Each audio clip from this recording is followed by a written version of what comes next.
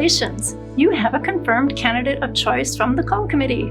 You now need to call a special meeting for a congregational vote. Here are the things to keep in mind to prepare for a vote. First, the council determines the date of a special congregational meeting for the vote. Please communicate this date to the synod office as soon as possible. Next, check your congregation's constitution regarding the process you need to use to call a special congregational meeting. Most likely, your constitution will say that a verbal announcement about the date, time, and purpose of the special meeting is made during worship, at least 2 consecutive Sundays prior to the special meeting. Also, a letter announcing the date, time, and purpose of the meeting needs to be sent to every voting member's household at least 10 days prior to the special meeting. There can be no other congregational business conducted at a special congregational meeting other than the stated purpose of the meeting written in the letter to the congregation members. Be sure you are aware of any details in your constitution regarding quorums and who's eligible to vote. That way you can be well prepared for conducting the congregational vote meeting. Most constitutions require a call vote to be conducted by written ballot and need a 2/3 majority of those present for the call to be extended. Clarity about this ahead of time will allow for a smooth vote process on the day of the special meeting. We encourage you to think of ways to creatively introduce the candidate to the congregation without using their name or identifying characteristics. For example, you could create a 1-page bio or a video bio of the candidate. Call committee members could make a video explaining why they are excited about the candidate from their vantage point. Talk with your synod representative about how and when to utilize these tools.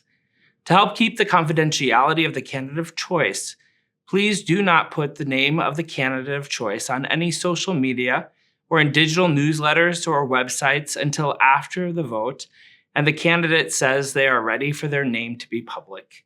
A candidate of choice often needs a day or 2 after a congregational call vote to inform their current congregation that they are resigning. In some synods, a meet and greet between the candidate of choice and congregation members take place prior to a congregational vote. Check with your synod representative to find out your synod's best practices and what will make the most sense for your particular call process. If the council has not already done so, work with the synod staff and/or the candidate of choice to agree upon a compensation and benefits package before the congregational call vote is announced. This way, the acceptance of the call by the rostered minister can move as quickly as possible after a call vote.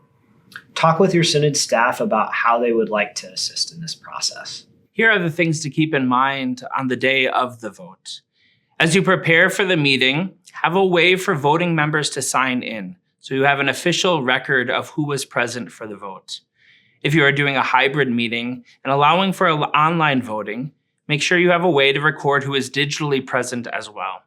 And be sure that anyone who is online has the option to speak at the meeting. Once you know that you have a quorum, the council president can begin the meeting. Here is a sample agenda. First, call to order, then an opening prayer, introductions of those leading the meeting, and the instructions and/or announcements about how the vote will take place. Clarify any questions about the process from the members. Present the motion. For example, that First Lutheran Church call the name of the candidate of choice as pastor. Next, discussion of the motion. Have a couple people from the call committee or the council ready to speak to why they are excited about the candidate and encourage the congregation to extend a call to them.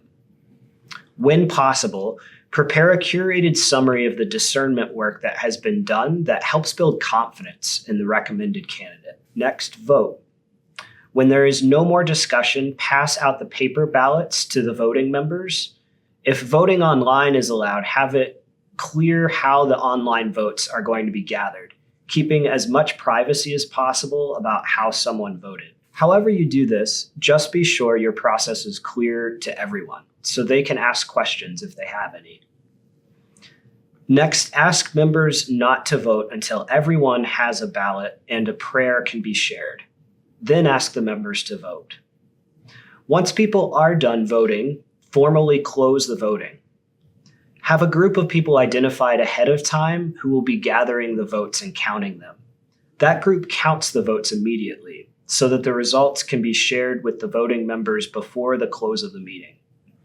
While awaiting the vote results, additional announcements can be shared. When you're ready, announce the results, including how many votes there were and the breakout of yes, no, and abstention votes. Remember, a 2/3 majority is needed of those present at the meeting, in person and online. If an additional motion on amending the budget to accommodate a compensation and benefits package is needed, this takes place if the call vote passes. After that, conclude with a closing prayer and adjourn the meeting. Then you want to be sure that someone is prepared to contact the candidate of choice to let them know the results of the vote. Technically, a candidate of choice has 30 days to decide about accepting a call vote offer or not, but most often they are ready to formally accept the call much sooner than that. Just make sure you are clear to hear from the candidate of choice whether they accept the call or not. Then be sure to communicate with the Synod office the vote results and the candidate's response. Talk with your Synod representative about the process for completing the call paperwork. Find out from the candidate of choice when they are ready to have their name publicly announced beyond the congregation. Yay! You've completed your call process and are ready to prepare for your new pastor or deacon to begin in ministry with you. Thanks be to God.